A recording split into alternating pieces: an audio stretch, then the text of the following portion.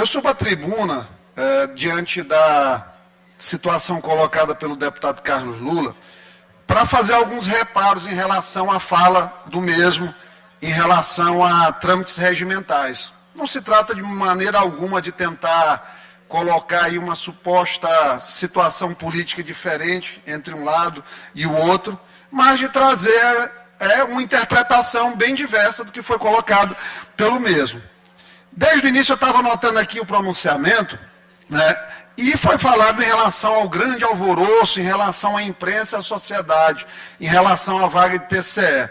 Eu vejo como mais uma questão da imprensa mesmo, porque eu tenho certeza que se você fizer uma pesquisa, sair com uma pesquisa de campo para fazer e perguntar o nome de um conselheiro do TCE, mais de 90% a 95% da população não vai saber falar de ninguém, né? Não sabe nem quem está no TCE. Então, assim, a gente sabe a motivação do deputado Carlos Lula em relação a isso. Hoje ele já está colocado aí com uma situação de reposicionamento político dentro do Estado. A gente respeita isso, é direito dele, como pode ser meu direito também em algum momento. Em qualquer momento é possível a pessoa rever sua posição. A gente não pode apenas tentar subverter a ordem das coisas para tentar criar um discurso que não é verdadeiro. E o deputado Carlos Lula trouxe aqui para a tribuna da Assembleia algumas informações que não são verdadeiras. Primeiro, ele começou criticando o decreto legislativo 151 de 1990. O deputado Carlos Lula tem que ter uma coerência aqui, ele tem que saber se o decreto vale ou se o decreto não vale, porque no artigo 2º ele diz que a indicação de candidato terá apoiamento de 1/3 dos membros da Assembleia, não podendo o deputado assinar mais de uma indicação. O artigo 3º, como ele queria, como ele disse aqui que o regimento da Assembleia, no artigo 265 ao 265, isso, 264, inciso 10, ele diz que a votação é nominal. Então, assim, tem que ficar muito claro se isso aqui vale ou não vale, né? Mas vamos chegar mais na frente. Então, assim, em relação ao que foi colocado, a PEC, que ele tratou dos 65 anos, eu já protocolei desde a semana passada no SAPL. Agora vamos passar a coleta das assinaturas, que é importante. Eu concordo, inclusive, com ele, que diante aí do envelhecimento da população, a maior capacidade de nós termos hoje um acesso ao mercado de trabalho, sermos mais longevos, eu acho que tem que ter assimetria realmente em relação à questão da idade. Mas vamos seguindo aqui. Essas questões que foram trazidas à baila em relação à competência, currículo, é inegável que o deputado Carlos Lula tem um currículo muito bom. O Flávio também tem um currículo muito bom, talvez não seja não tão bom realmente quanto o do Carlos Lula em termos de titulação, eventualmente, mas tem posicionamento político também nessa situação.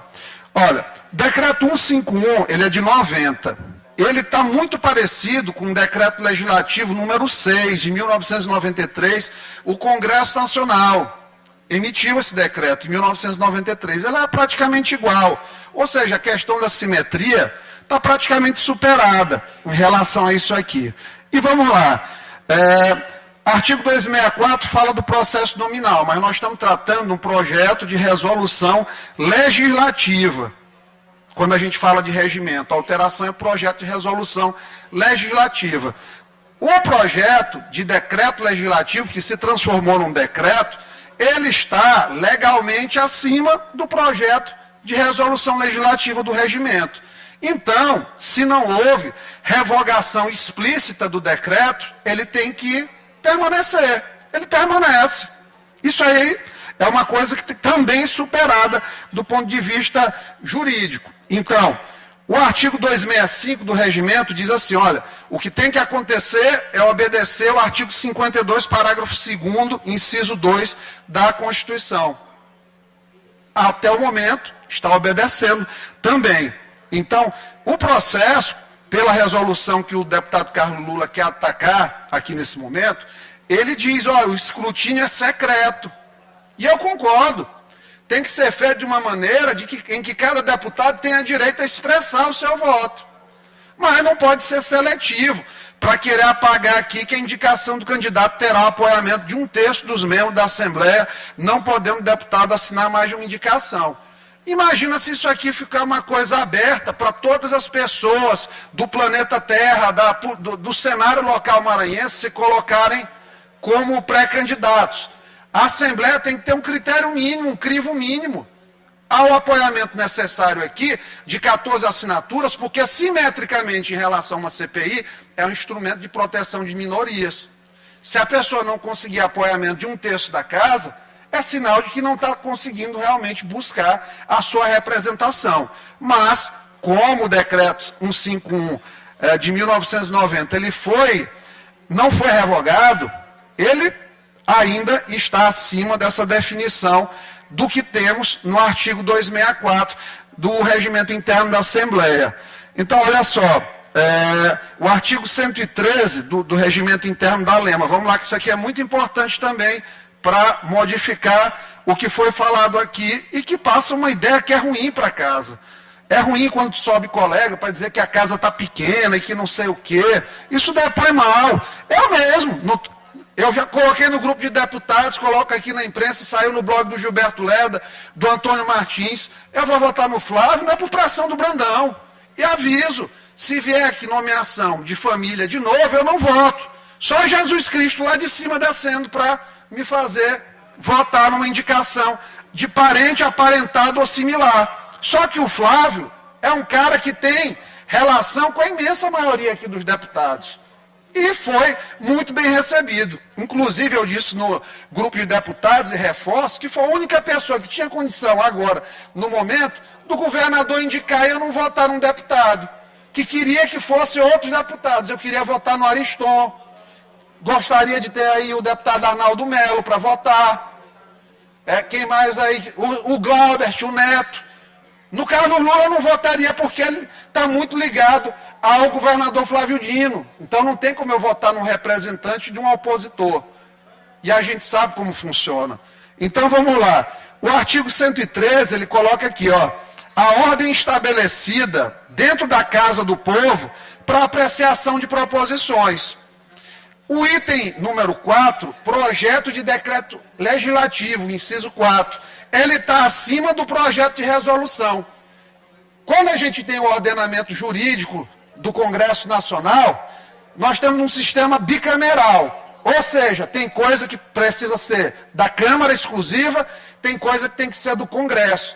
Quando nós descemos para os estados, e tem várias teses jurídicas já colocadas em cima disso, a questão do sistema monocameral, ele tira praticamente essa diferença de o que é uma resolução e o que é um decreto legislativo. O deputado Carlos Lula sabe disso, que eu tenho certeza absoluta. Então, quando nós trazemos aqui para o regimento, que ele gostou de invocar, o próprio regimento já coloca na sequência. PEC primeiro, que é o mais importante, projeto de lei complementar, projeto de lei, projeto de decreto legislativo, depois projeto de resolução, lembrando que esse regimento é um projeto de resolução legislativa, depois moção e requerimento. Ou seja, o próprio legislador, ele colocou aqui uma ordem de relevância jurídica, para justamente na questão da antinomia, do conflito entre as normas, nós pudéssemos aí fazer um paralelo. Mas vou caminhar ainda mais aqui para o artigo 142. Vamos lá. Artigo 142, olha só como o regimento é claro, não deixa margem para dúvida. O projeto de decreto legislativo destina-se a regular matérias tais como, vamos no inciso 10, aprovação de indicação dos membros dos tribunais de conta do Estado e outras indicações que a lei especificar. Então está claro.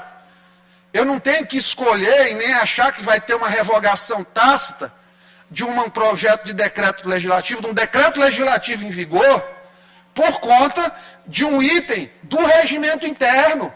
Porque o item do regimento interno, o próprio regimento diz que o que vai disciplinar a indicação do TCE é o próprio projeto de decreto legislativo. Então, com todo respeito, foi falado muita coisa aqui na tribuna que não procede. E eu precisava fazer esse reparo para tranquilizar a casa de que não tem nenhuma incongruência jurídica. E muito mais também, uma situação que eu vi aí em algum desses portais de imprensa aqui do Estado, dizendo que tinha uma dupla de advogados que ia entrar questionando que, porque o critério do tribunal, se não serviu para o tribunal, não serve para a Assembleia. Não tem absolutamente nada a ver. Primeiro que ali no tribunal foi uma injustiça em relação a isso. E eu vou dizer por quê aqui. Só um momentinho que eu fiz questão de anotar. Olha cá. 1/5 dos lugares dos tribunais será composto por membros do Ministério e advogados de notório saber jurídico, reputação ilibada, com mais de 10 anos de carreira ou efetiva atividade profissional. Aí eu vou mais longe. Do léxico, do dicionário. Qual a diferença entre carreira e profissão? Porque na resolução da Constituição diz carreira ou profissão. O sentido de carreira é o conjunto de todas as experiências profissionais já realizadas. A profissão, porém, é entendida como um trabalho a ser praticado em uma determinada área de conhecimento, em diferentes campos e organizações. Carreira pode sofrer mudanças na área em que se trabalha ou deseja trabalhar. Até onde eu sei, o Flávio é professor de Direito há muitos anos. Se não me engano, desde 2012. Então, assim, respeito muito a tese trazida pelo eminente desembargador Paulo Welten, em relação àquele quadro que ele fez, mostrando os anos de prática jurídica, mas ele esqueceu que o próprio dispositivo da Constituição diz que se trata de carreira ou efetivo exercício da atividade profissional. Sendo assim, não há de se falar em nenhum paralelismo obrigatório e nenhuma situação que inviabilize a presença do Flávio em relação a isso. Dito isso, desfeitos esses argumentos que foram feitos com certeza com a mais absoluta boa-fé, mas muitas vezes eles esbarram na falta de tempo para fazer uma leitura mais apurada. Mesmo o constitucionalista mais habilidoso, ele não está sujeito aí a discordância, a divergências e às vezes até erros de interpretação, erros injudicando. Vou continuar aqui o que faltou falar do meu pronunciamento anterior. Presidente, eu fico muito feliz pela homologação do concurso, que está próxima, né? Parabenizo mais uma vez os aprovados. Vou reforçar na tribuna o pedido que lhe fiz e que a senhora já sabe que é uma coisa boa para casa, principalmente pela economicidade que representa, ao invés de se fazer um novo concurso público, é que a gente faça essa ampliação do cadastro de reserva. Eu faço agradecimento público à senhora aqui por ter o tempo todo, nessa passagem, olhado para esse aumento de vagas dessas pessoas que lutaram tanto, que no primeiro momento sofreram aí com o concurso público, mas graças a Deus, trabalho e denúncias deste deputado, nós conseguimos refazer a coisa, né? Não poderia deixar de falar, por falar em coisas que não são correspondentes com a verdade, em relação à reforma que está sendo vendida pelo prefeito da cidade de São Luís, de maneira desonesta. Olha, eu acho maravilhoso quando um prefeito de São Luís, ele pega e diz que vai fazer um hospital, uma reforma. Mas ele não pode dizer que nós estamos falando de uma construção de novo hospital. Ontem apareceu um vídeo patético, com todo respeito, mas assim, uma patetice aquilo ali, do prefeito com uma talhadeira e um martelete. E um martelo, na verdade, ali tirando um revestimento, que inclusive estava um bom revestimento ainda. Eu entendo bastante de construção civil, e não precisava nem tirar aquele revestimento, era só fazer uma limpeza. E aí, fazendo uma remoção de revestimento das paredes do Hospital Socorrão 2, aumentando o custo. Aí o registro tem que ser feito da diferença. O deputado Fernando Braide, bem aqui, colocou nas redes dele de maneira correta. Colocou reforma e ampliação. Porque é isso que está acontecendo, não é não, Fernando? É reforma mais ampliação, não é construção. E mudar o nome do hospital. O nome do hospital, se o prefeito não sabe, é Clementino Moura. Hospital Dr. Clementino Moura. Vamos apagar a história de quem colocou o nome do hospital, de quem construiu o hospital à época e porque fez uma reforma e está construindo um anexozinho de 25 metros por 10, 25 de frente por 10 de fundo, 3 andares, 750 metros quadrados de área construída. Ou seja, praticamente nada deve ser um centro diagnóstico, porque ele não tem um arquivo em AutoCAD daquilo ali. Estão trabalhando só com planta baixa. A prefeitura está fazendo toque de caixa em ata de registro de preço de construtora, sem fazer projeto adequado. Eu duvido se já tem o carimbo da Vigilância Sanitária Estadual ali. Eu duvido. Por quê? Porque está sendo feito a toque de caixa. O ideal era que fosse feita a reforma e mais um hospital. Colocar aquele penduricalho lá de 750 metros quadrados que tem lá de frente, você vê, cada vaga ela tem 5 por 2,5. Então é 2,5 de largura. Cabem 10 carros ali pela projeção da vaga. E chamar de novo hospital é debochar da inteligência das pessoas. Não tem absoluta, pessoalmente, zero contra o Eduardo Braide, zero pessoalmente, mas é uma coisa que constrange. Por quê? Porque é caricato. E mentir para a população é feio. Ao final vai ter um hospital com novos revestimentos, uma pintura nova, algum remodelamento de sala e um anexozinho de 750 metros quadrados, contando os 3 andares, 250 metros por andar. Então, no final, até deslegitima o trabalho de quem é trabalhador da construção civil, porque dá 2 marteladas lá para tirar revestimento.